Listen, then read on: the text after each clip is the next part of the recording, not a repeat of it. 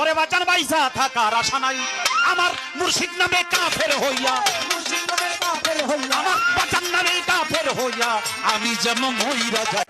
পালা গানে কোরআন হাদিসের কোনো কথাই বলে না। বাউলরা হলো মূত্রখুর। আল্লাহ নামের বান্দা হইয়া আমার এই দুনিয়ায় বাইসা থাকার কোনো আশা নাই। ওরে বাঁচান বাইসা থাকার আশা নাই আমার মুর্শিদ নামে কাফের হইয়া, আমার বাঁচান নামে কাফের হইয়া আমি যেমন মইরা যাই। জয় গুরু জয় গুরু। মুর্শিদ কেবলা কাবা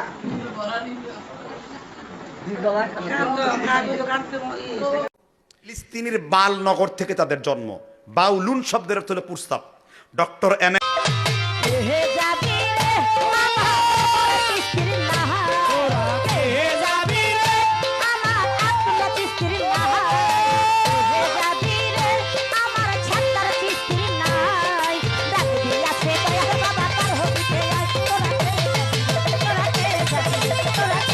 করিম বাউল সম্প্রদায় তথ্য 194 পৃষ্ঠায় 1986 সালে অনুবাদ প্রথম এডিশনে তিনি স্পষ্ট করেছেন বাউলদের নবী আলাদা। লা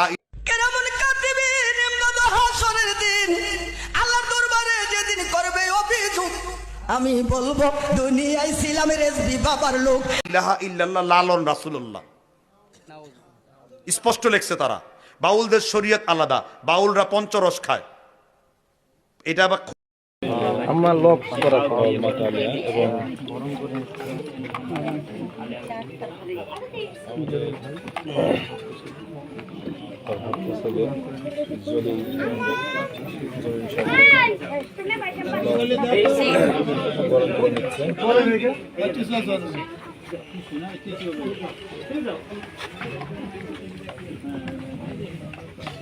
পালা গানে কোরআন হাদিসের কোনো কথাই বলে না।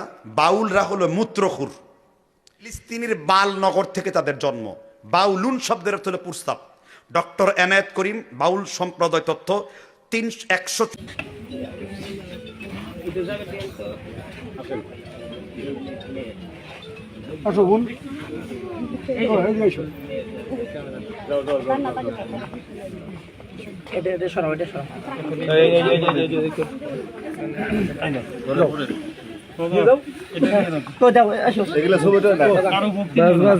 খুব খারাপ বিশ্রী আমাকে আর নিচের দিকে নামায়েন না।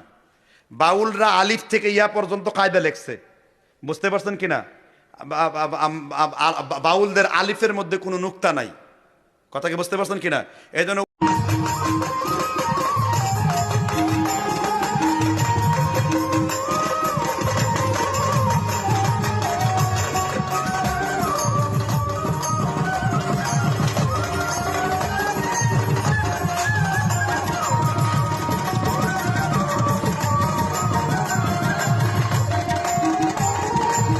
উলঙ্গ হয়ে হাঁটে আমাদের ঢাকায় কেরানীগঞ্জের দিকে, কইতেছে মামুর ভিতর জিনিস আছে।